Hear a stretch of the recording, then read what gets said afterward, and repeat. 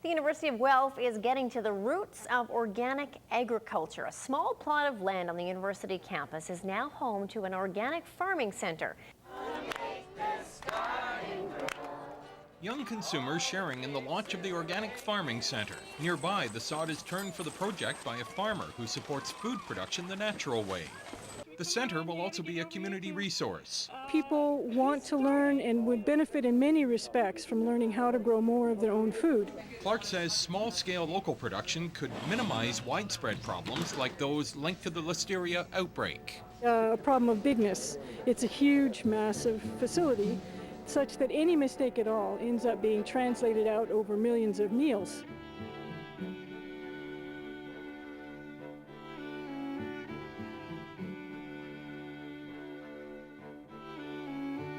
Everything I know today I've learned from farmers.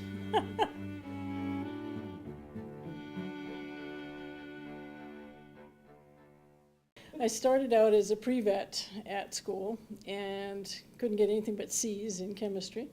So I didn't get into vet school and ended up working on projects in Colombia, in South America, about which I knew nothing. And so in the process, I learned more and more about agriculture. And my advisor that I worked with in my undergrad introduced me to my master's advisor in agronomy, and that was really the beginning of it.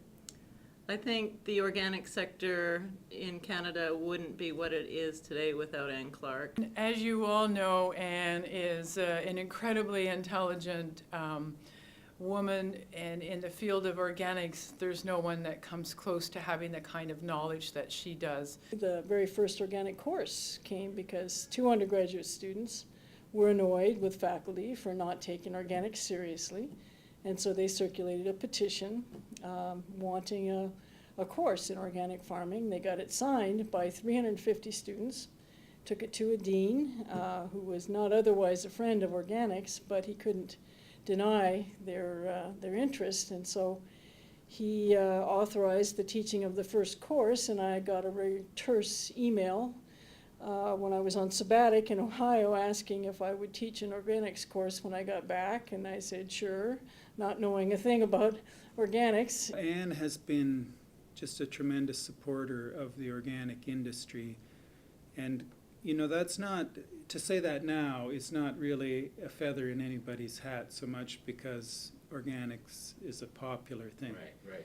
But there was a time when a researcher and professor at the University of Guelph really put their job on the line, their professional credibility on the line by being a supporter of organics. And that's Anne Clark. That's the role that she played.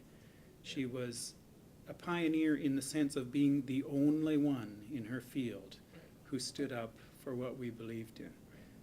Dean Craig Pearson, second sentence out of his mouth was he wanted a major in organic agriculture. And this was just not even a year or maybe 2 years after we'd first started teaching the very first organic course. So I and Jacinda Fairholm had done a study looking at 25 academic institutions and 10 experiential programs to find out what they were doing.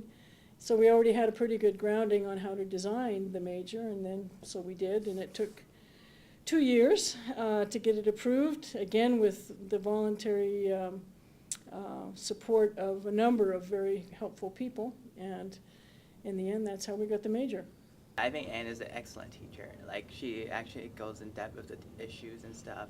She's really interested in the topic. She's really enthusiastic about what she's talking about. She's super educated in what she does, and she's also very easy to talk to one-on-one. She offers a lot of extra information, like she doesn't just say the bare minimum, and she's super passionate about what she does too. There's certainly not been support in terms of funding. Everything we did for the organic major just adds on to everything else we were already doing. We didn't get any extra funding for anything. I don't know if you know this, but countries are already buying up land, and this is literally true, in other countries to produce food to send back to their countries. Anne has also made a huge contribution in terms of the research that she's done. She's an expert on organic livestock, and she understands the need for access to pasture, which is what the organic regulation is built on. As far as the future of my students, I'm very optimistic. In fact, I'm finding it terrifically gratifying to see the students working their way up and stepping into positions of responsibility within the organic sector, including but not limited to farming. So it's exciting to be getting to this point in my career where you can see maybe it wasn't all bad. There are some concerns about whether the major will continue.